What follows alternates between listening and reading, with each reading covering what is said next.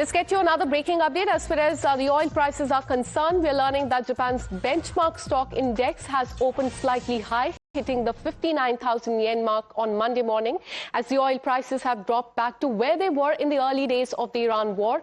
The price for a barrel of the benchmark US crude plunged immediately after Iran's foreign minister, remember, Abbas Araghchi, posted on social media on Friday that the passage for all the commercial vessels through the Strait of Hormuz is now open.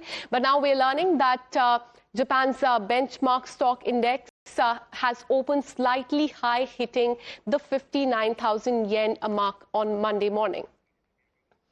Let me go across to Kishore Subramanian. In fact, for more on this, he's a market expert. Thank you so much for joining us here on the broadcast. How do you look at the oil prices now and the situation that is there in the Strait of Hormuz, and how that will be affecting the oil prices? We're learning that Japan's benchmark stock index has opened slightly high today. Your assessment of this?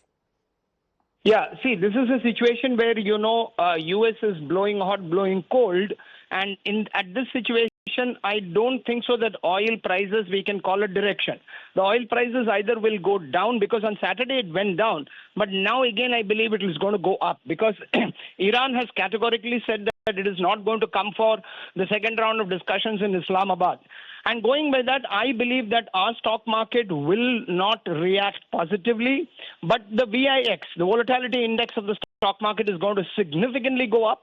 And it's going to be a matter of fact that the markets won't touch new highs any soon until and unless the Strait of Hormuz is cleared and America and Iran come for a truce deal.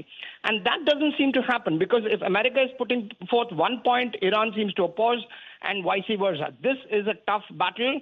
I don't see an end in the near sight. But having said that, if somebody is able to broker a deal, then the markets are going to likely go up in the short term, and it will cover the losses, the downtrend of about 12 to 15% that's happened. Because currently Indian markets are at about 12% down as far as the large index is concerned.